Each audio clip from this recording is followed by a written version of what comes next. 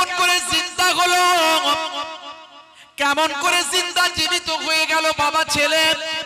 হে তরুণ যুবকেরা, হে আমার বন্ধুরা, শুনে রেখে দিন বাবা, জেনে রেখে দেন হে মুসলমান, একটুখানি লক্ষ্য করুন বাবা।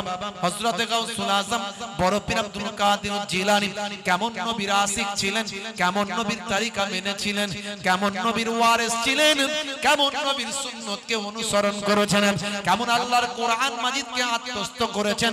একটুখানি শুনুন। যে সময় মানুষ আবার অন্যায় অত্যাচার পাপাচারে লিপ্ত, সে সময় আমার আল্লাহ গাউসুল আজম বড় পীর আব্দুল কাদের জিলানীকে পৃথিবীর জমিনে পাঠালেন। শুধু তিনি একজন ওলি ছিলেন তা নয়, একজন বিখ্যাত আলেম ছিলেন, অনেক কিতাবের পণ্ডিত ছিলেন, অনেক কিতাব তিনি লিপিবদ্ধ করেছেন। পৃথিবী বিখ্যাত আলেম ছিলেন বাবা বড় পীর আব্দুল কাদের জিলানী। হে তরুণ যুবকেরা, ছোট্টবেলা থেকে বড় পীরের প্রতি আমার আল্লাহর রহমত বর্ষণ করেছেন, করুণা বর্ষণ করেছেন।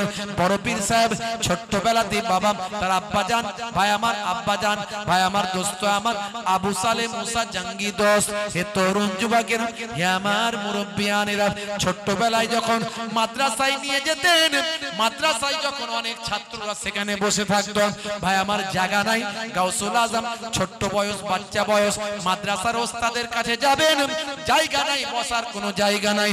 এমন সময় গায়েবী আওয়াজ আসছে, হে মাদ্রাসার বাচ্চারা, তোমাদের মাঝখানে আব্দুল কাদের এসেছেন, ওই আব্দুল কাদেরকে একটু বসার জায়গা করে দাও।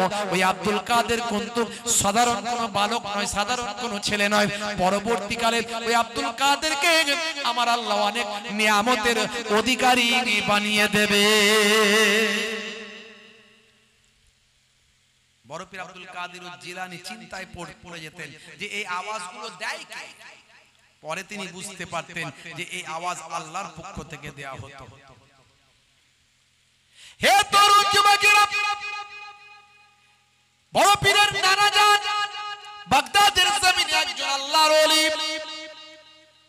একজন বুড়ি মার সন্তান অসুস্থ, সন্তান অসুস্থ, শুনলো একজন আল্লাহর ওলি আছেন বাগদাদের জমিনে, বাগদাদের জমিনে একজন আল্লাহর ওলি আছেন। সেই আল্লাহর ওলির কাছে যদি নিয়ে যাও, আল্লাহর ওলির দোয়াতে আল্লাহ চাইলে যদি তাকদীর মুআয়্যান হয়, পরিবর্তনশীল না হয়, নির্দিষ্ট হয়ে যায়, তাহলে যত দোয়াই করা হোক পরিবর্তন হবে না। তাকদীর হলো দুই প্রকার, একটা পরিবর্তনশীল আর একটা পরিবর্তন হবে না, মুআয়্যান হয়ে যায়, নির্দিষ্ট হয়। যদি পরিবর্তনশীল তাকদীর হয়, বাগদাদে আল্লাহর ওলি আছেন, সে হুজুরের কাছে নিয়ে যাও, তার ওসিলায় তোমার সন্তানকে আল্লাহ হয়তো সুস্থ করতে পারে।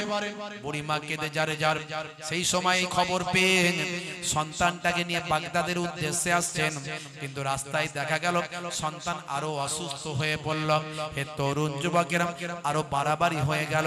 এমন সময় লোকে বলল, কি ব্যাপার, কোথায় যাবে মা? বুড়িমা, বুড়িমা বলল, আমার সন্তানটা বাড়াবাড়ি হয়ে গেছে, আমার সন্তানটাকে একটু বাগদাদের হুজুরের কাছে নিয়ে যাচ্ছি।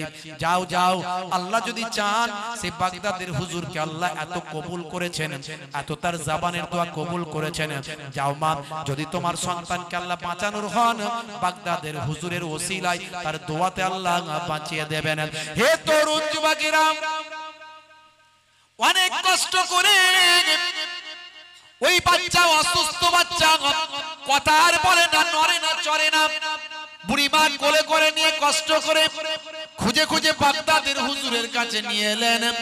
বাগদাদের হুজুরের কাছে যখন নিয়ে আসা হলো, বাগদাদের হুজুর তখন বললেন, মা, বুড়িমা, আমার আর কিছু করার নাই, আল্লাহর জমিন ছেড়ে তোমার বাচ্চা বিদায় নিয়েছে, মা, মাগো মা, আমার আর কিছু করার নাই, যাও যাও মা, সবর করো, ধৈর্য ধারণ করো, আল্লাহর নিয়ামত আল্লাহ তুলে নেন, আল্লাহর দান আল্লাহ তুলে নেন। এই পৃথিবীর জমিনে আমরা কারো নয়, আমরা সব হলাম আল্লাহর। হে দুনিয়ার মানুষ, শুনে রেখে দাও, আমার আল্লাহ বলছেন, আমার আল্লাহ জানিয়ে দিয়েছেন কোরআন মাজিদে, আল্লাহ বলেছেন, কুল্লু নাফসিন যায়কাতুল মউত, প্রত্যেক প্রাণী মাত্রই মৃত্যুর আস্বাদ গ্রহণ করবে। বন্ধুরা আমার, তরুণ যুবকেরা আমার, মুরব্বিয়ানিরা আমার, শুনেন, সেই সময় দেখতে পাওয়া যায় বুড়িমা ঝরঝর করে কাঁদতে লাগলো। হুজুর আমাকে সান্ত্বনা দিচ্ছেন, ভালো কথা, কিন্তু আমার এই সন্তান ছাড়া আমার বাঁচার আর কেউ নাই, আমি কেমন করে বাঁচবো? বুড়িমা কেঁদে কেঁদে যারে যার হয়ে ঝরঝর করে কাঁদতে লাগলো। বাইরে বেরিয়ে আসার পরে দেখা যায় একটা বাচ্চা ছেলের সঙ্গে দেখা। ওই বাচ্চা ছেলেটি বলে, বাবা কাঁদছো কেন মা? তখন বুড়িমা তাকে বললেন, বাবা তোমাকে আর কি কথা খুলে বলবো, তুমি একটা ছোট বাচ্চা, তোমাকে আর কি কথা বলবো? তবে যখন তুমি জিজ্ঞাসা করেছো, তোমাকে আমার মনের কথাগুলো সব খুলে বললাম। এমন সময় সব কথাটা বাচ্চাটিকে বললো। সেই নূরওয়ালা চেহারা বাচ্চাটিকে বুড়িমা সব কেঁদে কেঁদে বলতে লাগলো। বুড়িমা বলল, বাবা আমার বাঁচার আর কোনো রাস্তা নাই, আমি কাকে নিয়ে বাঁচবো? আমার এই অভাগা সন্তান ছাড়া আমার যে আর কেউ নাই। এমন কথা শুনে ছোট্ট বাচ্চাটি বলল, মা বুড়িমা কেঁদো না, কেঁদো না, দেখো দেখো দেখো তোমার সন্তানকে আল্লাহ হায়াত দারাজ করেছেন, সে চোখ খুলেছে, আস্তে আস্তে হাতটা নাড়ছে। বুড়িমা অবাক হয়ে গেল, এই তো দেখলাম মারা গিয়েছে, এটা কেমন করে জিন্দা হলো, কেমন করে জিন্দা জীবিত হয়ে গেল বাবা ছেলে? আমি কি সঠিক দেখছি না ভুল দেখছি? তুমি একটা বাচ্চা ছেলে, তোমার দোয়া থেকে জিন্দা হলো, তোমার জন্যই কি জিন্দা জীবিত হয়ে গেল? বুড়িমাকে সেই সময় সেই বাচ্চাটি বলল, মা বুড়িমা কেঁদো না, তোমার কান্নাকাটিতে আমার হৃদয় বিগলিত হয়েছে। আমি আল্লাহর কাছে বললাম, আল্লাহ তুমি জিন্দাকে মুর্দা করতে পারো, মুর্দাকে জিন্দা করতে পারো। বুড়িমা এত কান্না কাঁদছে, এত কষ্ট পাচ্ছে, বুড়িমার আর কেউ নাই বাচ্চা ছাড়া। আল্লাহ গো, যদি তোমার হুকুম হয়ে থাকে, যদি জিন্দা করার মতো তুমি হুকুম দিয়ে থাকো, তাহলে যদি তোমার মাশিয়াতে যদি থাকে, আমার আল্লাহ আমি দোয়া চাই, তুমি তো পারো জিন্দাকে মুর্দা করতে, মুর্দাকে জিন্দা করতে। তুমি বুড়িমা আর বাচ্চাটিকে আবার দুনিয়ার জমিনে ফিরিয়ে দাও। বলার সঙ্গে সঙ্গে আল্লাহ তাআলা বাচ্চাটির দোয়া কবুল করে ওই বুড়িমার সন্তানকে জিন্দা বানিয়ে দিল। জোরে হবে না? জোরে হবে না? বন্ধুরা আমার, তরুণ যুবকেরা আমার, বাগদাদের হুজুর এসে হাজির হলো। এসে বলল, হে ছেলে, আমি বুঝতে পেরেছি তুমি কি ঘটিয়েছ, তোমাকে বারণ করেছে, সব কাজ করতে বারণ করেছে, এগুলো করা উচিত নয়, তুমি কেন এটা করলে? এই বলে একটা ছুরি নিয়ে এলো বাচ্চাটিকে মারার জন্য। ভাইরা আমার, মারার উদ্দেশ্য নয়, ভয় দেখানোর উদ্দেশ্যে। বাচ্চাটি তখন ছুটতে শুরু করলো, ছুটে ছুটে ছুটে ছুটে গোরস্থানের পাশ দিয়ে যেতে লাগলো। ভাই আমার, ওই বাগদাদের হুজুরও ছুটছেন, বাচ্চাটিও ছুটছেন। ছুটতে ছুটতে গোরবাসীদের পাশ দিয়ে যখন কবরস্থানের ধার দিয়ে যাচ্ছেন, এমন সময় বাচ্চাটি আওয়াজ দিয়েছেন, হে কবরবাসী, আমাকে তাড়াতাড়ি হুজুরের হাত থেকে বাঁচাও। বলার সঙ্গে সঙ্গে প্রত্যেকটা কবর থেকে আমার আল্লাহ কুদরতি ক্ষমতায় জিসিমগুলোকে উঠিয়ে দিলেন। উঠিয়ে দেওয়ার পরে হুজুরের সামনে তারা সব দাঁড়িয়ে গেল। আল্লাহর কুদরতি ক্ষমতা, এই ক্ষমতা আল্লাহর দেওয়া ক্ষমতা, এগুলো হলো কারামাত। ছোট্ট বয়স থেকে ওই বাচ্চাটি আর অন্য কেউ নন, ওই বাচ্চাটি হলেন পরবর্তী কালের পীরানে পীর গাউসে আজম বাবা বড় পীর আব্দুল কাদের জিলানী আল বাগদাদি। বন্ধুরা আমার, অনেক কথা, বড় পীর সাহেবের কথা বললে শেষ করা যাবে না, তার জীবন জিন্দেগির আলোচনা করলে শেষ করতে পারবো না। সমস্ত মাসলাকের দল মতের মানুষ বড় পীরকে মানে, সবাই মানে। নাদান যারা বোঝে না, যারা মূর্খ অশিক্ষিত, তারা বড় পীরের বিরুদ্ধে বলে। এছাড়া যে কোনো মাযহাবের, যে কোনো সিলসিলার, যে কোনো দলের সবাই কিন্তু বড় পীর আব্দুল কাদের জিলানী আল বাগদাদিকে মানে। বুঝতে পারছো? তিনি যেমন তার মধ্যে ইলমে জাহিরি ছিল, তেমন ইলমে বাতিনি ছিল। বন্ধুরা আমার, তিনি এসে দ্বীনকে জিন্দা করেছিলেন। একদিন দেখতে পাওয়া যায়, কষ্ট হচ্ছে আপনাদের, বলে দেবো এটুকু, বলবো না শেষ করে দেবো, এটুকু বলবো ছোট্ট করে, কেমন করে দ্বীনকে জিন্দা করেছেন বড় পীর সাহেব, একটুখানি বলেন। হে তরুণ যুবকেরা, হযরত বড় পীর আব্দুল কাদের জিলানী আল বাগদাদি বাবা একদিন ওয়াজ করতে যাচ্ছেন রাস্তা দিয়ে। এমন সময় তৎকালীন যুগে হেঁটে যাচ্ছেন, রাস্তার ধারে একটা দুর্বল মানুষ, একেবারে কমজোর, শরীরের হাড় হাড্ডি গুলো গোনা যাবে, কঙ্কালসার চেহারা, জমিনে পড়ে আছে, রাস্তার ধারে পড়ে আছে।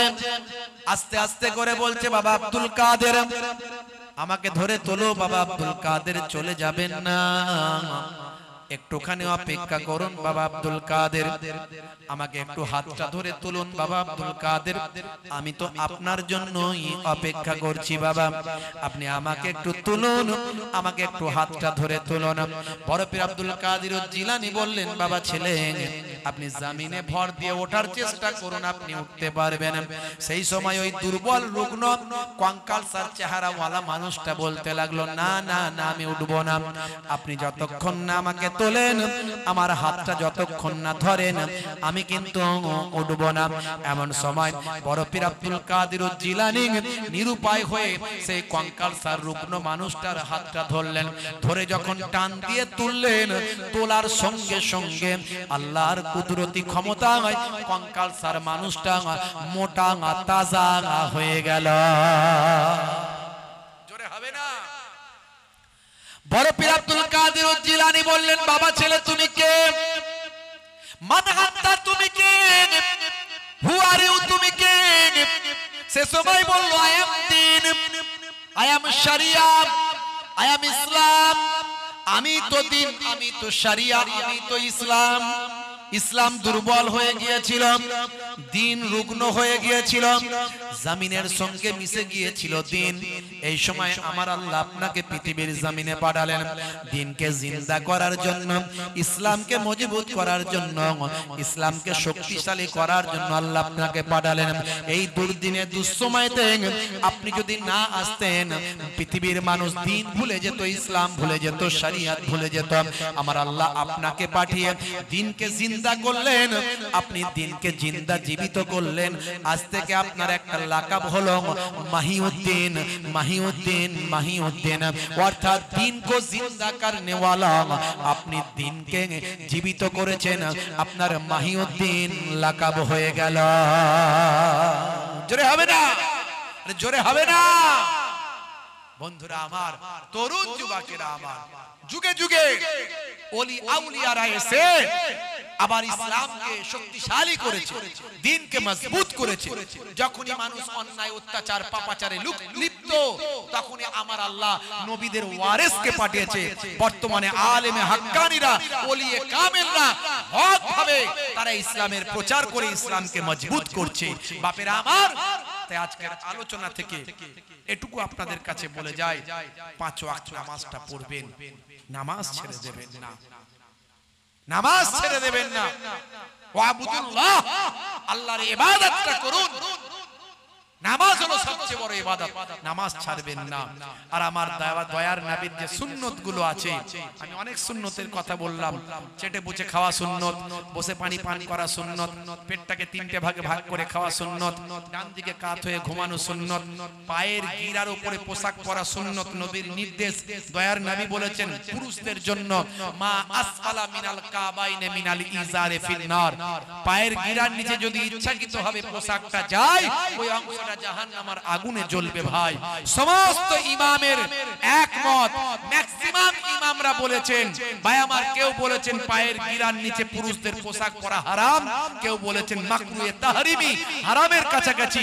অনিচ্ছাকৃতভাবে যদি চলে যায়, মাফ করার মালিক আল্লাহ, ইচ্ছাকৃতভাবে পরা চলবে না। স্বাস্থ্য বিশেষজ্ঞরা বলছে, ওই গিরাতে পুরুষদের এক ধরনের হরমোন তৈরি হয়, এটা বিশেষজ্ঞ থেকে প্রমাণ। এই হরমোনটা পুরুষদের উপকারে লাগে, আর এই হরমোনটা তৈরি হওয়ার জন্য উন্মুক্ত বাতাস, উন্মুক্ত পানি, উন্মুক্ত হাওয়া চাই। বুঝতে পারছেন বন্ধুরা আমার, তরুণ যুবকেরা আমার, মুরব্বিয়ানেরা আমার, আমাদের শরীরে অসংখ্য ছিদ্র আছে, কোটি কোটি ছিদ্র। আমরা যখন ঘেমে যাই তখন বুঝতে পারবেন, শরীরের ভিতর থেকে এই লোমগুলোর গা দিয়ে ঘামগুলো বেরিয়ে আসে, ছিদ্র আছে বলি বেরিয়ে আসে। এর সঙ্গে একটা কানেক্ট আছে, নাই তা নয়। কেউ যখন মোজা পরেন আলাদা কথা, কিন্তু আপনি তা বলে সব সময় ঝুলিয়ে রাখতে পারবেন না। কখনো সখনো নেমে গেছে আলাদা জিনিস, অনিচ্ছাকৃত ভাবে হলে মাফ করার মালিক আল্লাহ। কিন্তু একবারে বুখারী শরীফের হাদিস আপনি অস্বীকার করবেন কি করে? বুখারী শরীফের হাদিস আপনি অস্বীকার করবেন কি করে? ভুলবশত হয়ে গেছে, আল্লাহ মাফ করবেন, হতে পারে, কিন্তু আপনি অস্বীকার করতে পারবেন না। নবীর কথা যেখানে নবী নিষেধ করেছেন তার উপরে কোন রকম কেরামতি আমাদের চলবে না, আমাদের কেরামতি চলবে না। বাপেরা আমার, তরুণ যুবকেরা আমার, মুরব্বিয়ানেরা আমার, এগুলো সব সুন্নাত, সব নবীর সুন্নাত, নবীর নির্দেশ। কিন্তু দাড়ি রাখা 1 লক্ষ বা 2 লক্ষ 24,000 পয়গম্বরের সুন্নাত। এখন দাড়ি রাখা ফ্যাশন। বিরাট কোহলি দাড়ি রেখেছে, Harbhajan Singh, Lionel Messi, Gary Miller, ভাই আমার মঈন আলী খান, হাসিম আমলা, জুনায়েদ জামশেদ, ভারতের বর্তমান প্রাইম মিনিস্টার, ভারতের প্রাক্তন প্রাইম মিনিস্টার মনমোহন সিং, সবাই দাড়ি রাখে। দাড়ি এখন মুখের সৌন্দর্য। হে যুবকেরা, লজ্জা পেও না, ফ্যাশন দাড়ি নয়। বিরাট কোহলি, হরভজন সিং রেখেছে বলে নয়, নবীর সুন্নত মনে করে ছোট হলেও দাড়িটা রাখো, ছোট হলেও দাড়িটা রাখো। আজ বেঁচে আছো, কাল বেঁচে থাকবে কিনা গ্যারান্টি নাই। কিয়ামতের একটা দিন হবে 50,000 বছরের দিন। কিয়ামতের একটা দিন আজকের হিসাবে 50,000 বছরের একটা দিন হবে, এক একটা দিন। সেই দিনের তুলনায় 50 বছর 60 বছর বেঁচে আছো পৃথিবীতে, তার মানে সেই দিনের অনুপাতে কয়েক মিনিট বা কয়েক সেকেন্ড বেঁচে আছো। কিসের সৌন্দর্য, কিসের অহংকার, কিসের তাকাব্বুরি? হেদায়েত হয়ে যাও বাপ, নামাজটা পড়ো, রাসূলের সুন্নতটা মানো, মুখের দাড়িটা নবীর সুন্নত মনে করে রাখো। ক্ষুধা লাগলে আল্লাহ খাওয়ান, আমার আল্লাহ রুজির মালিক, আমার আল্লাহ হায়াতের মালিক, আমার আল্লাহ সুস্থতার মালিক, সবকিছু আমার আল্লাহ করেছেন। হে তরুণ যুবকেরা, আল্লাহ বলছেন বান্দারে, ক্ষুধা লাগলে আমি তোকে খাওয়াই, ক্ষুধা লাগলে খাওয়ানোর মালিক আল্লাহ। মনে রাখবেন, কেউ কেউ বলে বউ রান্না করে খাওয়ায়, মা রান্না করে খাওয়ায়। গলায় যদি ক্যান্সার হয়, পেটে যদি টিউমার হয়, পেটে যদি আলসার হয়, ফুসফুস যদি খারাপ হয়, লাঞ্চ কলিজা যদি খারাপ হয়ে যায়, কোনো খাবার পেটে ঢুকবে না। হে তরুণ যুবকেরা, তাহলে ক্ষুধা লাগলে খাওয়ানোর মালিক আল্লাহ। আল্লাহ বলছেন চিন্তা করিস না, তোরা আমার হয়ে যা। কোনো করোনা তোদের কাজ করবে না, কোনো এনপিআর এনআরসি তোদের ক্ষমতা থেকে তোদেরকে ধ্বংস করতে পারবে না, কোন রকম ঝড় ঝটিকায় তোদের বিপদ হবে না, কোন রকম যতই লড়াই হোক, পরমাণু থেকে তোদের হেফাজতের দায়িত্ব আমি আল্লাহ গ্রহণ করব। তোমার বুকে রাখো আল্লাহরই ভয়, আসবে না কোনো দিন কোনো পরাজয়, আসবে না কোনো দিন কোনো পরাজয়। আল্লাহুম্মা সাল্লি আলা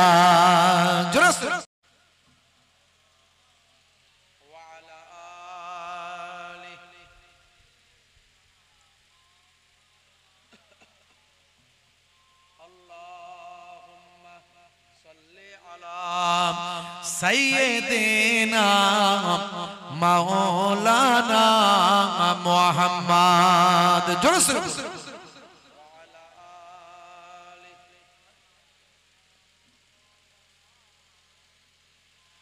রাসূল তুমি দয়ার সাগর, হাবিব আল আমিন, তোমার দয়ায় পূর্ণ হলো সারা পৃথিবী। আল্লাহুম্মা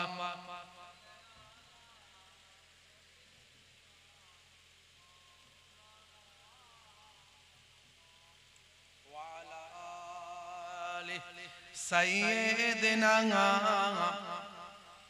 হারাম হালাল জেনে, সরল সত্য মেনে, নিষিদ্ধ সব ছেড়ে উঠুক জীবন বেড়ে যাবে তুমি জান্নাতে। জান্নাত ছিল স্বপ্ন তোমার, তোমার বুকে রাখো আল্লাহরই ভয়, আসবে না কোনো দিন কোনো পরাজয়, আসবে না কোনো দিন কোনো পরাজয়।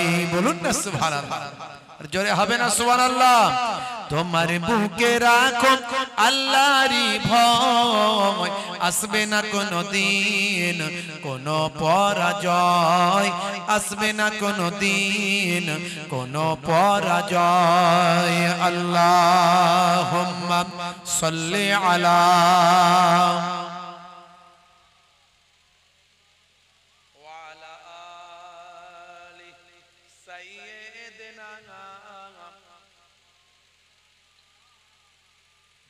হে তরুণ যুবকেরা হে আমার বন্ধুরা শুনে রেখে দিন বাবা জেনে রেখে দেন হে মুসলমান একটুখানি লক্ষ্য করুন বাবা বন্ধুরা আমার তরুণ যুবকেরা আমার এই পৃথিবীর জমিনে যখনই বিপদ আপদ মুসিবত এসেছে যখনই মানুষ অপরাধে লিপ্ত হয়েছে তখনই আমার আল্লাহ তাআলা পৃথিবীর জমিনে ভাই আমার শ্রেষ্ঠ মহাপুরুষদের পাঠিয়েছেন আমার আল্লাহ তাআলা পৃথিবীর জমিনে মানুষ যখন অন্যায় অত্যাচার পাপাচারে লিপ্ত হয়েছে তখনই আমার আল্লাহ তাআলা এই পৃথিবীর জমিনে পৃথিবীর শ্রেষ্ঠ মহাপুরুষদের পাঠিয়েছেন হে জওয়ান যুবকেরা আখিরি জামানার পয়গম্বর জগতের শেষ নবী জনাবে মুহাম্মদ মুস্তাফা সাল্লাল্লাহু আলাইহি ওয়াসাল্লামকে পৃথিবীর জমিনে পাঠিয়েছেন পৃথিবীর মানুষ যখন অবিচার অত্যাচার অনাচার পাপাচারে লিপ্ত হয়েছে হে তরুণ যুবকেরা হে আমার বন্ধুরা শুনে রেখে দিন বাবা জেনে রেখে দেন আমাদের নবী আসার আগে এই পৃথিবীতে একজন নবী এসেছিলেন তার নাম হলো হযরত ঈসা রূহুল্লাহ হযরত ঈসা রূহুল্লাহ যিনি চৌথা আসমানে চলে গেছেন ফেরেশতারা তাকে চৌথা আসমানে তুলে নিয়েছেন বন্ধুরা আমার তরুণ যুবকেরা আমার হে আমার মুরব্বিয়ানেরা শুনে রেখে দিন বাবা প্রত্যেকটা নবীদেরকে আল্লাহ কয়েকটি করে মুজিজা মিরাকেল অলৌকিক শক্তি দিয়েছেন হযরত দাউদ আলাইহিস সালাম পৃথিবীর প্রথম হাদ্দাদ পৃথিবীর প্রথম হাদ্দাদ ছিলেন কর্মকার ছিলেন কামার ছিলেন হযরত দাউদ আলাইহিস সালাম হযরত দাউদ আলাইহিস সালামকে আল্লাহ হাতটাকে এমন মুজিজা বানিয়েছিলেন যে হযরত দাউদ আলাইহিস সালাম কোন লোহাতে যখন হাত দিতেন লোহাটা অটোমেটিক নরম হতো নরম হয়ে কাদার মতো হয়ে যেত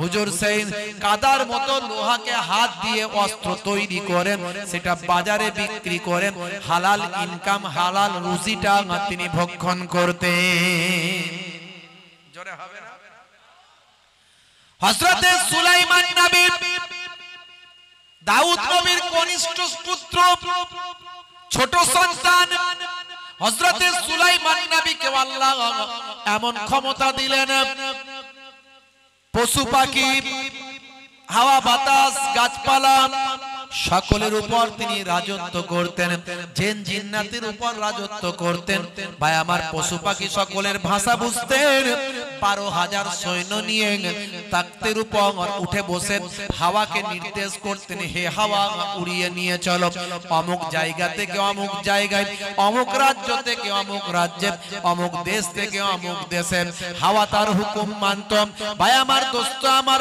হাজার হাজার কিলোমিটার উড়িয়ে এক প্রান্ত থেকে অন্য প্রান্তে হাজির করে দিত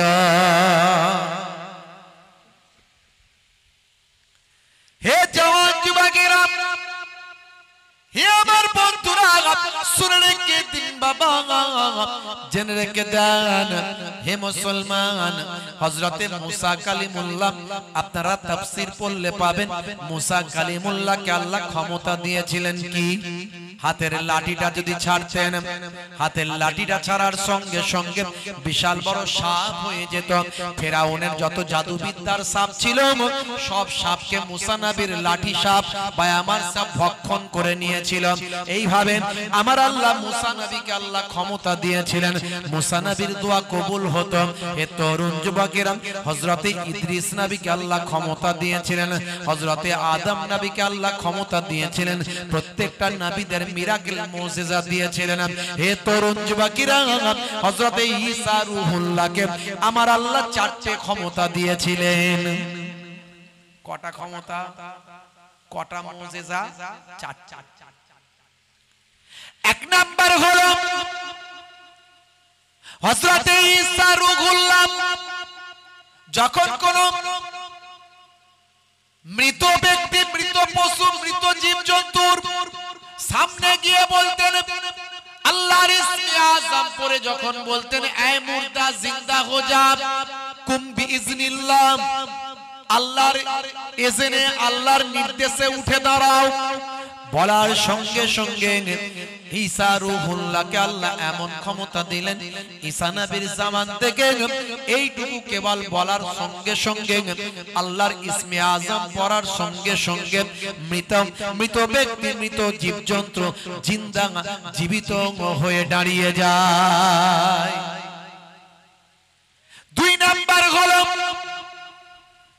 হযরত ঈসা রূহুল্লাহ কোন জন্মান্ধ অন্ধ ব্যক্তি, জন্ম থেকেও অন্ধ এমন কোন ব্যক্তির চোখে যদি হাত বুলাতেন, হযরত ঈসা রূহুল্লাহ জন্মান্ধ ব্যক্তির চোখে হাত দেওয়ার সঙ্গে সঙ্গে আল্লাহর হুকুমে মানুষটা চোখটা ফিরে পেত। হযরত ঈসা রূহুল্লাহর আরেকটা মুজিজা আমার আল্লাহ অলৌকিক ক্ষমতা দিয়েছিলেন, সেটা হলো হযরত ঈসা রূহুল্লাহ কোন কুষ্ঠরোগী মানুষ যদি তার সামনে আসতো, কুষ্ঠরোগী মানুষকে যদি গায়ে একবার হাতটা বোলাতেন, বোলানোর সঙ্গে সঙ্গে কুষ্ঠরোগীর মানুষটার চেহারাটা সুন্দর হয়ে যেত। হে জওয়ান যুবকেরা, হে আমার বন্ধুরা, হে আমার মুরব্বিয়ানেরা, শুনে রেখে দেন, জেনে রেখে দেন। চার নাম্বার হলো হযরত ঈসা রূহুল্লাহ আল্লাহ তাকে এমন ক্ষমতা দিয়েছিলেন বাবা, হযরত ঈসা রূহুল্লাহ তার সামনে যখন কোনো মানুষ আসতো, যদি তিনি ইচ্ছা করতেন তোমার বাড়িতে কি রান্না হয়েছে, কি রান্না হয়েছে তোমার বাড়িতে, আজকে কি তরকারি হয়েছে, গোশত হয়েছে না মাছ হয়েছে নাকি সবজি হয়েছে, হযরত ঈসা রূহুল্লাহকে আমার আল্লাহ এমন ক্ষমতা দিয়েছিল প্রত্যেকটা মানুষের বাড়ির হাড়ির খবর পর্যন্ত ঈসা রূহুল্লাহ ইচ্ছা করলি বলে দিতে পারতেন। এই চারটে ক্ষমতা আমার আল্লাহ ঈসা নবীকে দান করেছিলেন। বুঝতে পারছেন? সেই ঈসা নবী আমার আসমানে উঠে গেল, অনেক ঘটনা, বেশি কথায় আমি যাচ্ছি না, মূল কথা বলবো। আমাদেরকে কি করতে হবে, কি করা দরকার, আমি এটা বলবো। পরিস্থিতি খুব খারাপ, দুনিয়ার অবস্থা ভালো না, বুঝতে পারছেন? আজারবাইজান, আর্মেনিয়া, ইউক্রেন, রাশিয়া, উত্তর কোরিয়া, দক্ষিণ কোরিয়া, আর ইজুদের সঙ্গে ফিলিদের, আবার লেবাদে, বুঝতে পারছেন? এই যে শুরু হয়েছে, কখনো কখনো তাইওয়ান, চায়না, কখনো কখনো ভারত, পাকিস্তান, মানে এমন শুরু হয়েছে, খালি ধোঁয়া উঠছে, একটু যদি কেউ ঢেলে দেয় দাপ করে জ্বলে উঠবে, যে কোনো সময় কোটি কোটি মানুষ পৃথিবী থেকে বিলুপ্ত হয়ে যাবে। বাপেরা আমার, শুধু তাই নয়, আর আমার আল্লাহ ভীষণ রেগে আছেন আমাদের উপরে, আল্লাহ ভীষণ রেগে আছেন। আল্লাহ পৃথিবীর জমিনে মানুষকে তার ইবাদত করার জন্য পাঠিয়েছে। মানুষ আল্লাহকে চেনে না, নবীকে চেনে না, কোরআন মাজিদ বোঝে না, পড়ে না, জানে না। 100 জনের 95 জন 5 ওয়াক্ত নামাজ পড়ে না। আপনাদের এখানে তো ভালো, এখানকার লোকজন সব মোটামুটি 5 ওয়াক্ত নামাজই পড়ে, কথা ঠিক না ভুল? তাই তো নাকি? হ্যাঁ হুদার না, আপনাদের লাইট ফাইট কমিটির লোক দেয় না, আমি দেখতে পাচ্ছি না আপনাদেরকে। আপনারা মনে আমাকে দেখতে পাচ্ছেন নাকি জানি না, পাচ্ছেন দেখতে? ওই এখানে দুটো লাইট দেখছে, আর আপনাদের লাইট না, আমি দেখতে পাই না। ভাইরা আমার, এখানকার ছেলে পুলে সব 5 ওয়াক্ত নামাজ পড়ে, পড়ে না? মাশাআল্লাহ। এই রকম কঠিন সময় আমাদের মধ্যে দিয়ে যাচ্ছে। বাপেরা আমার, ঈসা নবী আকাশে উঠে গেলেন, আমাদের নবী এলেন। এই যে ডিউরেশন অফ পিরিয়ড, এই যে পিরিয়ডটা, এই পিরিয়ডের গ্যাপটা, ডিউরেশনটা কিছু কম বেশি 500 বছর। এই 500 বছরে উদউ ইলা সাবিল রাব্বিকা বিল হিকমাতি ওয়াল মাউইজাতিল হাসানা, তোমরা মানুষকে ইসলামের দিকে আহ্বান করো, ডাকো, সুন্দর উপদেশ, সুন্দর কৌশল। এই ডাকা হাকার কেউ ছিল না, আল্লাহর পথে নবীর পথে ডাকার আর কেউ ছিল না। তা'মুরুনা বিল মারুফ ওয়া তানহাউনা আনিল মুনকার, ভালো কাজের আদেশ, খারাপ কাজের নিষেধ এই করার আর কেউ ছিল না। বুঝতে পারছেন? মানুষ অন্যায়, অত্যাচার, পাপাচার, লুকাচার, মেরে নেওয়া, কেড়ে নেওয়া, মাইট ইজ রাইট, জোজ্জার মুল্লুক তার, এমন কোন অন্যায় নাই যে মানুষ করে না। হে তরুণ যুবকেরা, হে আমার বন্ধুরা, শুনে রেখে দিন বাবা, জেনে রেখে দেন, আমার আল্লাহ তাআলা সেই সময় এই 500 বছরে দেখা যায় মানুষ আল্লাহ ভুলে গেছে, নবী ভুলে গেছে, ইসলাম ভুলে গেছে, শরিয়ত ভুলে গেছে, আসমানি কিতাব সমস্ত কিছু ভুলে গেছে। মানুষ যাকে তাকে তাকি বলে খোদা, তাকি বলে প্রভু, তাকি বলে গড। আকাশ, জমিন, চাঁদ, সূর্য, নিজেরা ভাই আমার স্ট্যাচু তৈরি করে পাথর দিয়ে, বাবা পাথরের মানুষ তৈরি করে তারা খোদা বলতে লাগে। হে তরুণ যুবকেরা, হে আমার বন্ধুরা, শুধু তাই নয়, মাইট ইজ রাইট, জোজ্জার মুল্লুক তার, এমন কোন অন্যায় ছিল না যে তারা করে না। ভাই আমার, অসংখ্য মহিলার প্রতি একজন পুরুষ আসক্ত হয়ে যেত, অসংখ্য পুরুষ ভাই আমার একজন মহিলার সঙ্গে ভাই আমার অবৈধ সম্পর্ক করত এবং তারা গর্ববোধ করত। এরকম অপরাধ, অন্যায় তারা গর্ববোধ করত। বাবা, হে জওয়ান যুবকেরা, চুরি, ছিনতাই, ডাকাতি, খুন খারাপি, রাহাজানি এমন কোন অপরাধ ছিল না যে তারা করে না। আমার আল্লাহ নারাজ হয়ে গিয়ে আসমানের দরজায় তালা লাগিয়ে দেন। দীর্ঘদিন জমিনে ফসল হয় না, দীর্ঘদিন জমিনে কোনো পানি হয় না, জমিনটা ফেটে টুকরো হয়ে যায়, জমিনে খরা হয়ে যায়। মানুষ যখন অপরাধ করেন, আমার আল্লাহ নারাজ হয়ে গিয়ে তাদের উপর গজব নাজিল করেন। এটা আল্লাহর কোরআন থেকে প্রমাণ পাওয়া যায়, রাসূলের হাদিস থেকে প্রমাণ পাওয়া যায়। আমার আল্লাহ পৃথিবীর মানুষের কৃতকর্মে অপরাধে আমার আল্লাহ নারাজ হয়ে গিয়ে জমিনটাকে ফাটিয়ে দিলেন, জমিনে খরা দিলেন, জমিনে কোনো পানি দিলেন না, ফসল জমিনে দেন না। পৃথিবীর মানুষ হাই পানি, হাই পানি, হাই পানি করতে লাগলো। হে তরুণ যুবকেরা, হে আমার মুরব্বিয়ানেরা, পৃথিবীর পশু পাখিগুলো মারা যেতে লাগলো, গাছপালাগুলো সব হলুদ হয়ে গেল। যেদিন আমার আপনার নবী পৃথিবীর জমিনে এলেন, যখন এরকম অনাচার, অত্যাচার, পাপাচার পৃথিবীর মানুষকে গ্রাস করে নেয়, সেই সময়তে আমার আল্লাহ তার প্রতিনিধি পাঠান, আখিরি জামানার পয়গম্বরকে পাঠালেন, জগতের শেষ নবীকে পাঠালেন। দয়ার নবী মাতৃগর্ভে যখন এলেন, আমার আল্লাহ জানিয়ে দিলেন, হে আসমানের ফেরেশতারা, যে নবীর জন্য আমি অপেক্ষা করেছি, যে রাসূলের জন্য ইন্তজার করেছি, সেই রাসূল পৃথিবীর জমিনে আসবেন, আর পৃথিবীর মানুষকে আমি কষ্ট দেব না, না পারবো না। যাও যাও, এতদিন ধরে আমি আসমানের দরজায় তালা লাগাতে বলেছিলাম, এখন আমি আসমানের দরজার তালাটা খুলে দিলাম। জোরে হবে না? আমার নবী পৃথিবীর জমিনে এলেন, আল্লাহ খুশি হয়ে গেলেন, আসমানের দরজায় তালা খুলে দিলেন, অফুরন্ত পানি পৃথিবীর জমিনে এলো। অফুরন্ত পানি পেয়ে পৃথিবীর মানুষ আনন্দিত হয়ে গেল, গাছপালা সব সবুজ হয়ে গেল, পশু পাখি সব আনন্দিত হলো, মানুষগুলো আনন্দে আত্মহারা হলো। আবার নতুন করে শস্য শ্যামলা ফল ফুলে পৃথিবীর মানুষ পরিশোভিত হলো, ভরে উঠলো।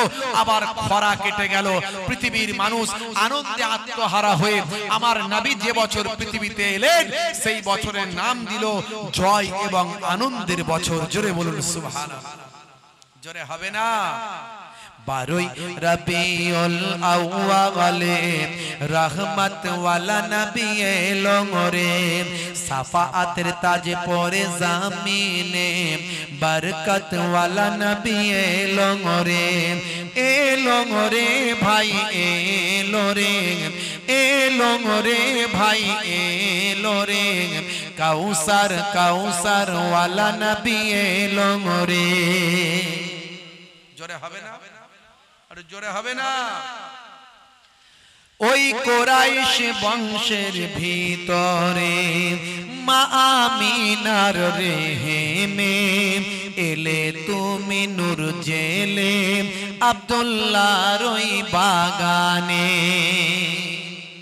ওই বাগানের ফুলকলি ওই বাগানের ফুলকলি ফুটলো সারা ভুবনে বারোই রবিউল আউয়ালে রহমত ওয়ালা নবী এলো রে সাফাআতের তাজ পরে জামিনে বরকত ওয়ালা নবী এলো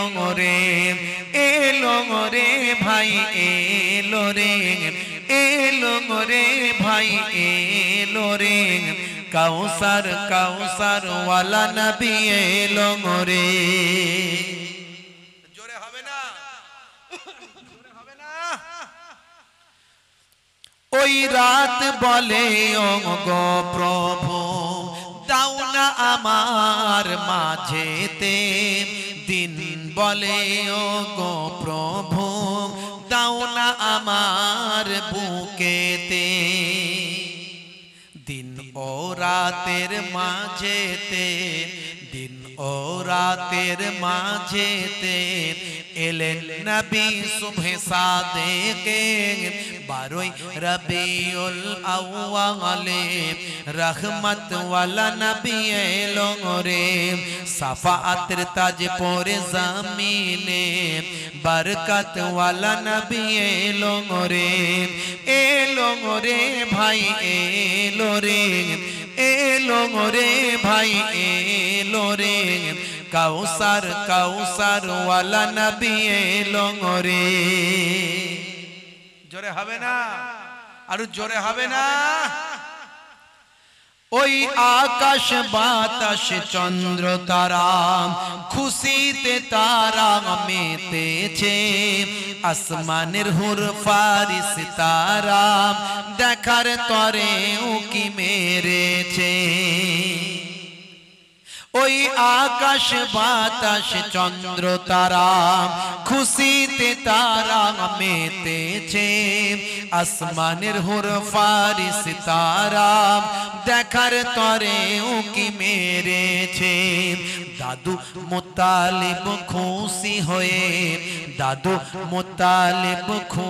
হয়ে মক্কাবাসীর দাওয়াত করেছে বারোই রবিউল আউয়ালে রহমত ওয়ালা নবী এলো রে সাফাআতের তাজ পরে জামিনে বরকত ওয়ালা নবী এলো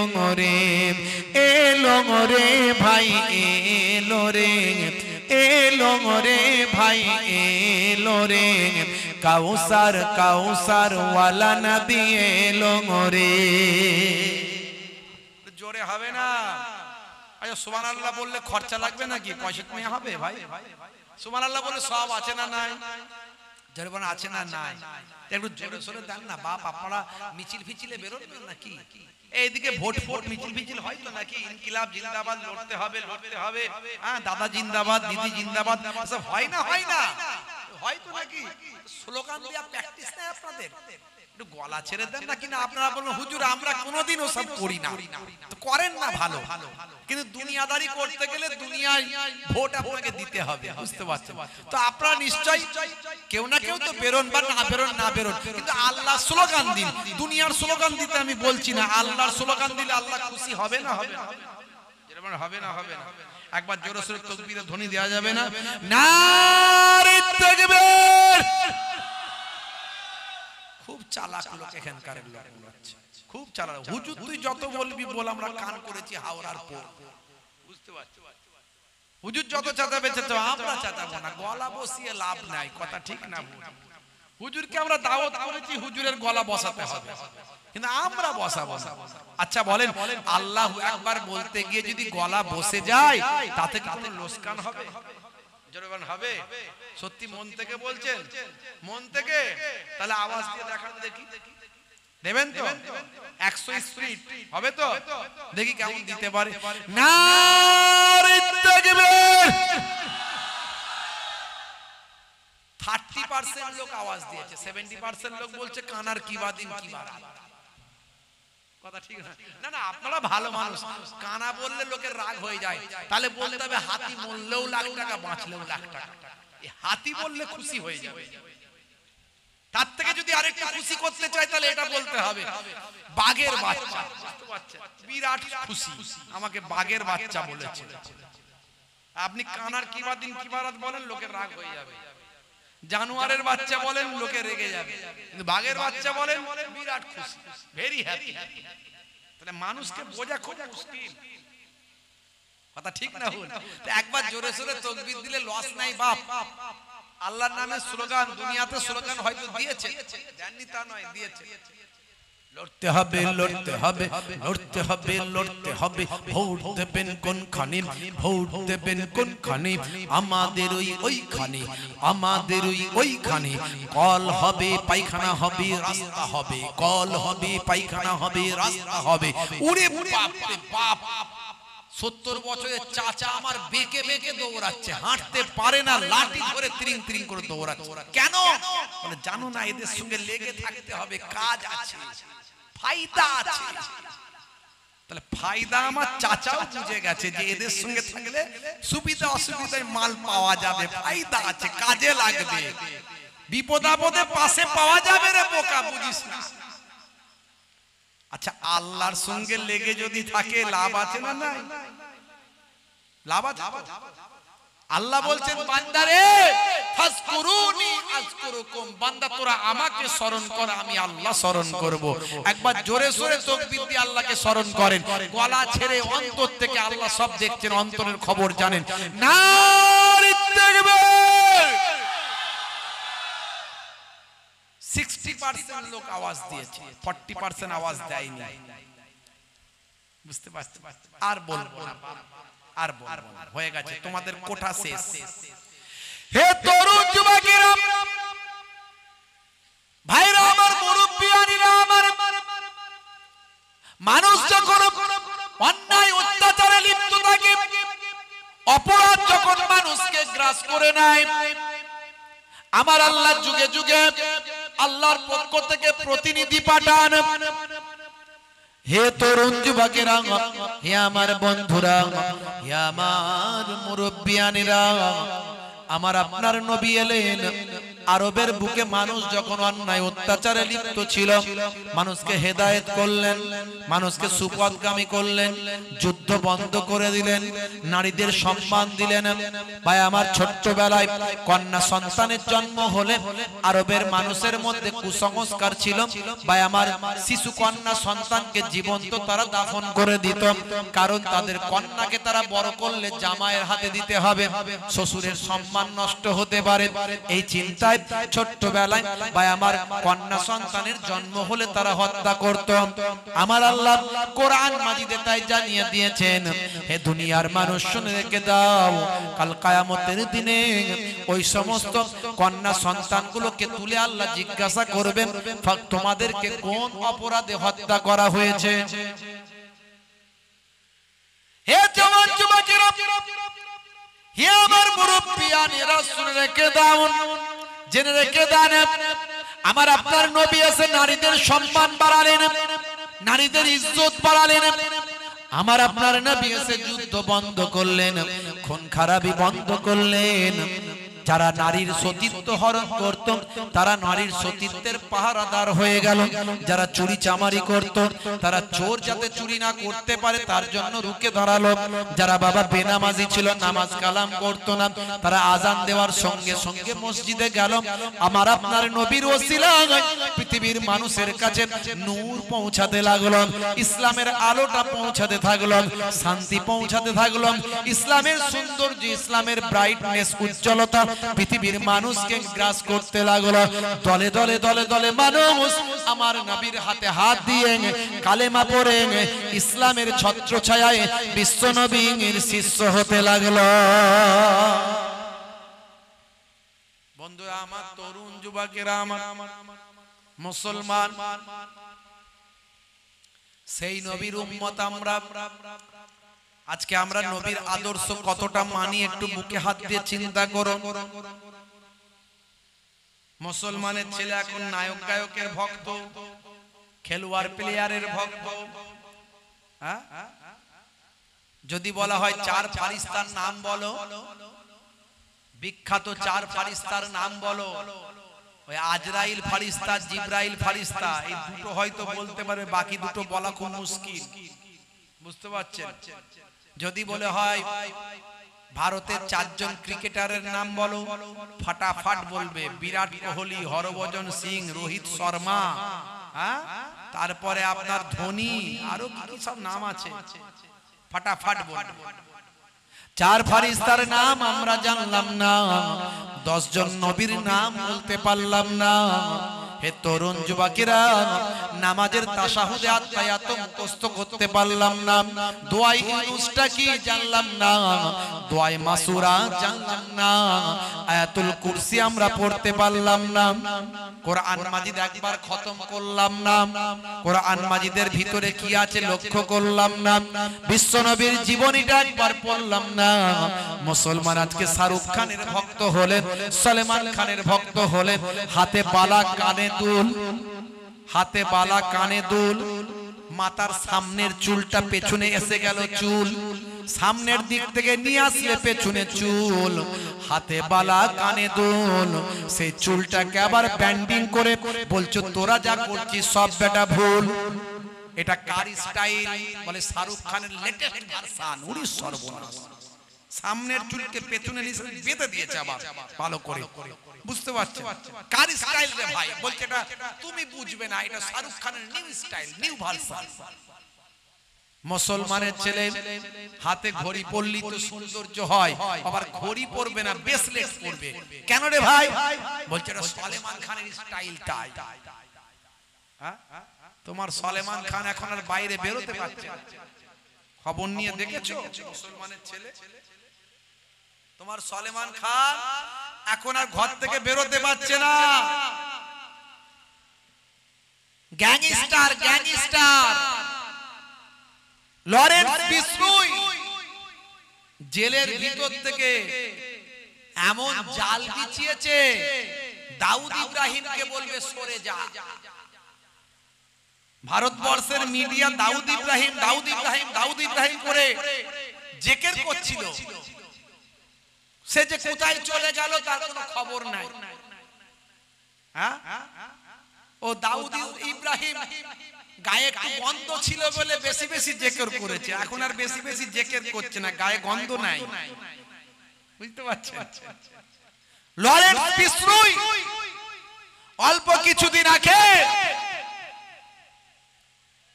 ভাইরা আমার বোম্বাইয়ের বুকে বিখ্যাত পলিটিশিয়ান, একজন বিখ্যাত রাজনীতিবিদ, এমএলএ, নেতা, মন্ত্রী বাবা সিদ্দিককে গুলি করে হত্যা করেছে, মেরে ফেলেছে। বুঝতে পারছেন? এমন নেটওয়ার্ক জাল, ওই আপনার জেলখানার ভিতর থেকে ওই লরেন্স বিষ্ণুই এমন ছক কষেছে, তাকে নিয়ে পেরেশান, কিন্তু মিডিয়ায় অত আলোচনা নাই। বাচ্চা বাচ্চারা সবাই দাউদ ইব্রাহিমকে চেনে, কিন্তু লরেন্স বিষ্ণুইয়ের নাম জানে না। কিন্তু লরেন্স বিষ্ণুই আধুনিক টেকনোলজি নিয়ে অপরাধের জাল বিস্তার করছে, অপরাধের জাল আধুনিক টেকনোলজি নিয়ে বিস্তার করছে, জেলের ভিতরে বসে বসে সেখান থেকে তার দলের সদস্য তৈরি করছে, তার দলের সংগঠন বাড়াচ্ছে, তাদেরকে বলছে তোমাদেরকে ইনকাম দেওয়া হবে, বড় ব্যবসায়ী বানানো হবে, বিদেশে কাজে পাঠানো হবে, এই বলে সেই নেটওয়ার্ক জাল তৈরি করে সেখান থেকে সংগঠন তৈরি করে ওখান থেকে অর্ডার করছে অমুক জনকে গুলি করো, সেখান থেকে গুলি করে দিচ্ছে। বাবা সিদ্দিক ভাই আমার, বাবা সিদ্দিক খান সে কিন্তু ম্যান হিসাবে গুড, তার রেকর্ড আছে, সে কিন্তু ভালো ভালো অনেক কাজ করেছে। এই ভালো মানুষটাকে মেরে ফেললো কেন জানেন? একটা উক্তিতে পাওয়া যাচ্ছে যে লরেন্স বিষ্ণুই এই জন্যই নাকি বাবা সিদ্দিক খানকে হত্যা করেছে। বাবা সিদ্দিক খান হলো সলেমান খানের বন্ধু। হে যুবক, তুমি সলেমান খানের ভক্ত হয়েছো, শোনো তোমার জন্য বলছি, তোমার জন্য বলছি, শোনো এসব তথ্য খোঁজ খবর রাখো, তবে তো পাবে। সলেমান খান আজ থেকে বিগত প্রায় 10-12 বছর আগে জঙ্গলের ভিতরে শুটিং করতে গিয়ে একটা কৃষ্ণসার হরিণকে হত্যা করেছিল, যে হরিণটাকে বিষ্ণু সম্প্রদায়ের মানুষেরা দেবতা মনে করে, তারা তাদের ধর্মের জিনিস মনে করে, কারণ তাদের কাছে সবই ধর্মের জিনিস। বুঝতে পারছো? হরিণটাও ধর্মের জিনিস। কোন দিকে যাবে? হ্যাঁ, এখন সবাই কিন্তু খাসি খায়, বারে খাসিটা কোন ধর্মের কোন জিনিস হয়ে গেলে খাওয়া সবার বন্ধ হয়ে যেত, আর মুরগিটা সবাই খায়। বুঝতে পারছেন? এখন আপনি যেটা খান আপনারটা ধর্মের জিনিস হয়ে গেলেই গেল, আপনার খাওয়া বন্ধ। এখন মেরে ফেলেছে, অন্যায় করেছে। কোন পশুকে মারা উচিত নয়, কোন বন্য প্রাণীকে শিকার করা উচিত নয়, তবে বন্য প্রাণীর থেকে মানুষের দাম বেশি না বন্য প্রাণীর দাম বেশি? কার দাম বেশি?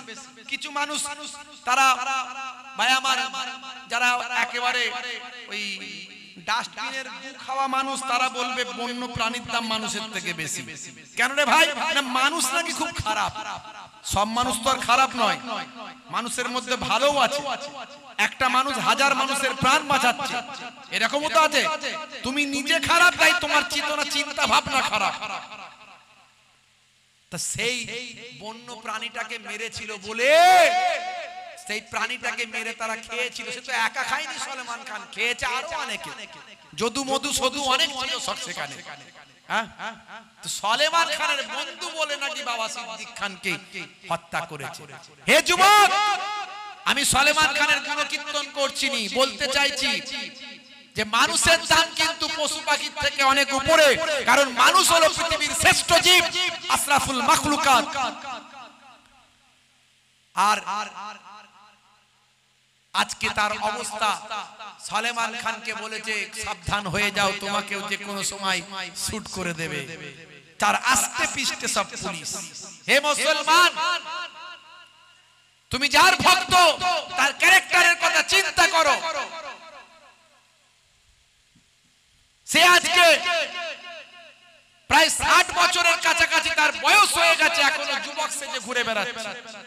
সলেমান খান এখনো যুবক সেজে ঘুরে বেড়াচ্ছে, নায়ক। আর কতদিন নায়ক থাকবে? আর বাচ্চা বাচ্চা ছেলেরা তাকে বলছে হ্যাঁ আমাদের নায়ক জিন্দাবাদ। ওরে তোর বাপের থেকে বড় ওর বয়স, তোর বাপের থেকে বয়সে বড়, ও নায়ক সেজে ঘুরে বেড়াচ্ছে, তোর কাছে বাচ্চা ছেলে সেজেছে, ওর বয়স কিছু কম বেশি 60 বছর। মুসলমান এখনো পর্যন্ত বিয়ে করেনি, তাহলে চরিত্রটা ভাবুন, ক্যারেক্টারটা ভাবুন, তার সারা লাইফটা কেমন করে কাটিয়েছে। আর তুমি তার ভক্ত হলে তোমার লাইফটা কোন দিকে যাবে? ভক্ত যদি হতে হয় নবীর ভক্ত হও। আমার নবী এসে আরবের পরিবেশকে বদলে দিলেন। যারা অবৈধ ক্রিয়া কর্মে লিপ্ত ছিল তারা আর অবৈধ কাজ, অন্যায় কাজ ছেড়ে দিয়ে নবীর কাছে এসে তওবা করল। যারা খুন, অশান্তি, ভাই আমার মারপিট, দাঙ্গা হাঙ্গামায় ব্যস্ত ছিল 40 বছর 50 বছর ধরে যুদ্ধ চলতো, সব যুদ্ধ নবী আমার বন্ধ করে দিলেন। তাই তো আজকে পৃথিবীর বড় বড় ওয়াথার পণ্ডিতেরা, নায়ক গায়ক খেলোয়াড় player, Cassius Clay, Tyson, Gary Miller, Jennifer, Michael Jackson, ইলিমা দিমাত, প্রিয়াঙ্কো, তারা আজ সব বিশ্ব নবীর, দয়ার নবীর, আখিরি জামানার পয়গম্বরের তারা সব শিষ্য হয়ে গেছে।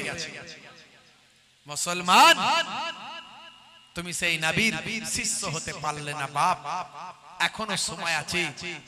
আখেরি জামানা যদি বাঁচতে চাও, আজ থেকে প্রতিজ্ঞা করো, আমি সেই নবীর শিষ্য হব, আমি সেই রাসূলের শিষ্য হব। হে তরুণ যুবকেরা, হে আমার বন্ধুরা, শুনে রেখে দিন বাবা, জেনে রেখে দেন, হে মুসলমান, সেই নবী এসে পৃথিবীর মানুষকে হেদায়েত দিতে লাগলেন, সেই নবী এসে পৃথিবীর মানুষকে অপরাধ মুক্ত করলেন, সেই নবী এসে পৃথিবীর মানুষকে বুঝিয়ে দিলেন তোমরা এক আল্লাহকে বিশ্বাস করো, আল্লাহর নির্দেশগুলো মেনে চলো, আল্লাহর সঙ্গে কাউকে শিরক করো না, আল্লাহর সঙ্গে কাউকে অংশী করো না।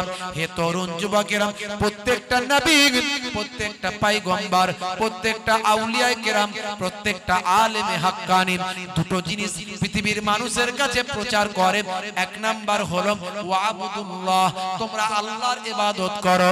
ইবাদত হবে কার? জোরে বলেন কার? ইবাদত কার? আল্লাহ।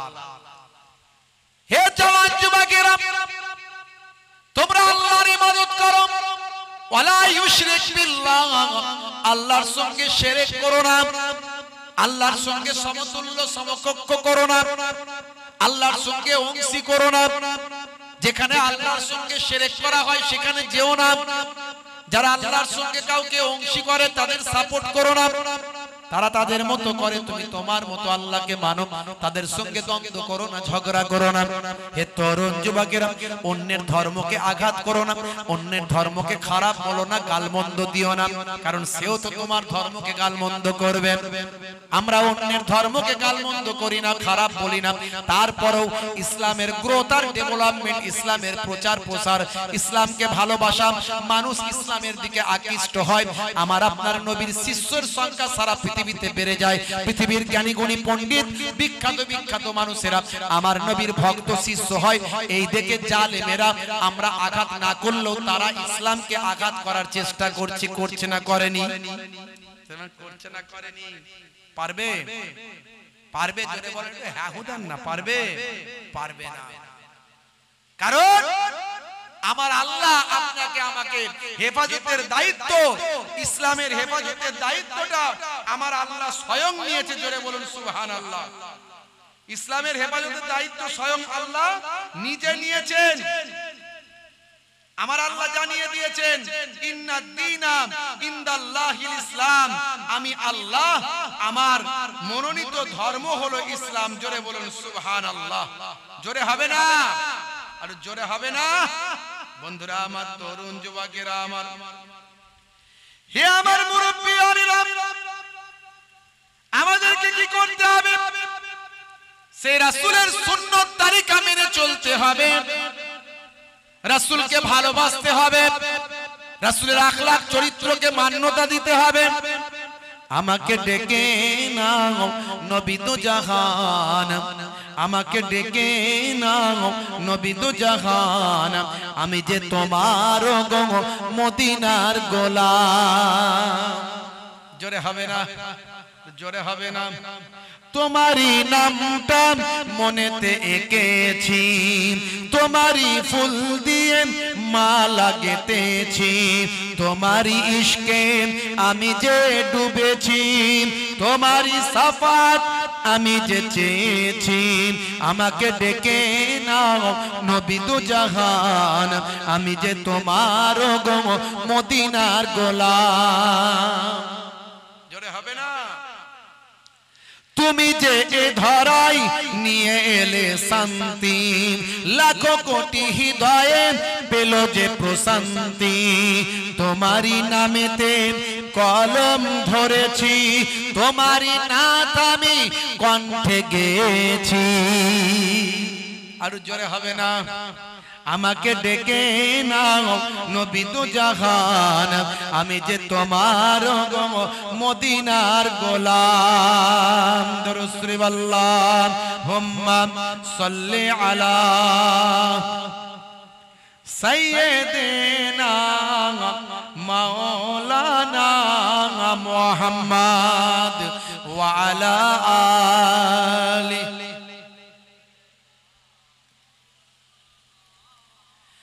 হে তরুণ যুবকেরা, সেই নবী পৃথিবীর মানুষকে হেদায়েত করতে লাগলেন। দুটো কথা তাহলে বললেন। কি বললেন? একটা হলো ওয়াবুদুল্লাহ, আল্লাহর ইবাদত করো। দুই নাম্বার হলো ওয়ালা ইউশরিক বিল্লাহ, আল্লাহর সঙ্গে শিরক করো না। এক নাম্বার আল্লাহর ইবাদত, দুই নাম্বার আল্লাহর সঙ্গে শিরক করো না। প্রত্যেকটা নবী রাসূল ওলিয়া উলিয়ারা এই দুটো বাণী প্রচার করতে শুরু করলেন। যত এসেছেন আলেম ওলামারা এই দুটো বিষয়ের উপর আলোচনা করেন। আমি যে এই 2 ঘন্টা আলোচনা করছি, এই বাবা এই যে এতক্ষণ আলোচনা করছি, দুটো উদ্দেশ্য নিয়ে আলোচনা করছি। একটা হলো ওয়াবুদুল্লাহ, আল্লাহর ইবাদত করতে হবে। দুই নাম্বার হলো ওয়ালা ইউশরিক বিল্লাহ, আল্লাহর সঙ্গে অংশী করা যাবে না, অর্থাৎ ঈমানকে মজবুত করতে হবে। আপনাকে ঈমানদার হতে হবে। আল্লাহ এক, অভাব শূন্য, শরীক নাই, শিরক করা যাবে না। মান ইউশরিক বিল্লাহি ফাকাদ হারামাল্লাহু আলাইহিল জান্নাহ।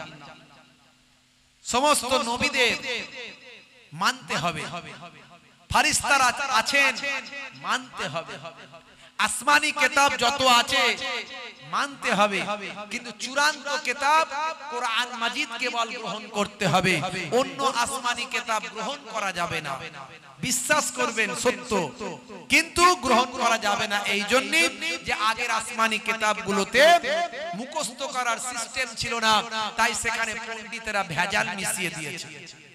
কিন্তু কোরআন মাজিদ ভেজাল দেওয়ার ক্ষমতা কারো নাই। আছে? যেমন আছে, যদি আগুন লেগে ধ্বংস হয়ে যায় পৃথিবীর সব বইয়ের দোকান, তবু বিশ্ব থেকে হারাবে না পবিত্র কোরআন। করবে কেমন করে কোরআন ধ্বংস? আগুনের তেজ আছে বিশ্বে ভরা অগণিত কোরআনে হাফেজ। তারা ছাপি আসমানি গ্রন্থ, তারা ছাপি আসমানি গ্রন্থ, বাঁচাবে ইসলামের সম্মান, তবু বিশ্ব থেকে হারাবে না পবিত্র কোরআন। এই কোরআন মাজিদ আল্লাহর মনোনীত কিতাব, পৃথিবীর কোন মানুষের লেখা নয়। যদি লেখা হতো তাহলে তার রাইটারের নাম লেখা থাকতো। কোরআন মাজিদের রাইটারের নাম লেখা নাই। পৃথিবীর আল্লাহর মনোনীত কিতাব কোরআন মাজিদ। আর আমার নবীর কাছে পাঠালেন। আমার নবী যদি কোনো কবি হতেন, শায়ের হতেন, কোন লেখক হতেন, আমার নবী যদি প্রথাগত লেখাপড়া জানতেন, তাহলে লোকে বলতো নবী লিখেছে। তাই তৎকালীন যুগে আমার নবীকে আল্লাহ কোন লেখাপড়া শেখানোর ব্যবস্থা করলেন না। আমার নবী তৎকালীন যুগের কোন লেখাপড়া জানতেন না, প্রথাগত লেখাপড়া জানতেন না। আমার আল্লাহ কোরআন মাজিদের মাধ্যমে পৃথিবীর শ্রেষ্ঠ পণ্ডিত বানিয়ে দিলেন। যা নাই জলে, যা নাই স্থলে, তা আমার আল্লাহ আমার নবীকে জানিয়ে দিয়েছেন। আল্লামাহুল বায়ান, বায়ান কথার ব্যাখ্যা মুফাসসিরিনরা বলেছেন যে আল্লাহ তাকে এমন ইলম দিলেন, বয়ান করার ইলম দিলেন, সে বয়ানের ব্যাখ্যা হলো আসমান জমিন, যা কিছু বাহ্যিক আর যা কিছু গোপন সব বিষয়ের জ্ঞান আমার আল্লাহ আপনার আমার নবীকে দান করলেন। বুঝতে পারছেন আমার নবী কেন তৎকালীন যুগের লেখাপড়া জানতেন না? তার কারণ হলো জালেমরা বলবে নবী কোরআন লিখেছে, জালেমরা বলবে নবী কোরআন লিখেছে। তাই আল্লাহ কোরআন মাজিদে বলেও দিয়েছেন, আপনি তো এর আগে কখনো কোনো কিতাব পড়েননি আর কখনো কোনো কিতাব লেখেননি, আপনি এর আগে কোথাও কখনো লেখেননি আর পড়েননি, তো এই কোরআন আমি আপনাকে দান করলাম যাতে করে জালেমদের মনে কোনো সন্দেহ না তৈরি হয় যে কোরআন আপনি লিখেছেন। বলুন নাউজুবিল্লাহ। বন্ধুরা আমার, তরুণ যুবকেরা আমার, সে কোরআন মাজিদের আমি যা বলেছি, এর আগে অনেক কথা বলেছি, কোরআনে যা বলা হয়েছে আজকের যুগে বিজ্ঞান আর বাস্তবতায় প্রমাণিত হয়েছে। 1450 বছর আগে কোরআন মাজিদে বলা হয়েছে, ওয়াল জিবালা আওতাদা, আমি আল্লাহ পাহাড়গুলোকে পেরেকের মতো গেড়ে দিয়েছি। হে তরুণ যুবকেরা, হে আমার মুরব্বিয়ানেরা, শুনে রেখে দিন বাবা, জেনে রেখে দেন, আমার আল্লাহ বললেন পাহাড়গুলোকে পেরেকের মতো গেড়ে দিয়েছি। আজকের ভাই আমার, তৎকালীন যুগে কোনো প্যাথোলজি ছিল না, কোন রকম কোনো ল্যাবরেটরি ছিল না, কোনো গবেষণা কেন্দ্র ছিল না। আজ থেকে 1450 বছর আগে আমার আল্লাহ কোরআন মাজিদে জানালেন, আজকের বিশেষজ্ঞরা, ভূতত্ত্ববিদরা, পরিবেশবিদরা, আজকে ভৌগোলিক গবেষণাকারীরা, ভাই আমার পৃথিবীর, ভাই আমার ভূতত্ত্ববিদ নিয়ে যে সমস্ত বিজ্ঞানীরা আছেন তারা গবেষণা করে বলছেন, পাহাড়গুলোকে আমরা যতটা মাটির উপরে দেখতে পাই তার থেকে 90% মাটির নিচেতে আছে। অর্থাৎ আমার আপনার আল্লাহর কোরআনের কথা মিলে যায়, পাহাড়গুলোকে আল্লাহ পেরেকের মতো গেড়েছেন, কোরআন দ্বারা প্রমাণিত হয়ে যায়। 1450 বছর আগে আমার আল্লাহ যা বলেছেন আজকের যুগে বিজ্ঞান আর বাস্তবতা নয়, সামঞ্জস্য হয়ে যায়। সমুদ্রের কথা আমি বলেছি, 1942 সালে কোস্টা থিওরির মাধ্যমে 2 সমুদ্রের পানির রং একসঙ্গে, 2 সমুদ্রের পানি একত্রিত হয়েছে, কিন্তু তাদের রং, কালার, বৈশিষ্ট্য, ভাই আমার সবকিছু আলাদা আলাদা যে যার আছে, অথচ 2 সমুদ্রের পানি একসঙ্গে মিলিত হয়েছে।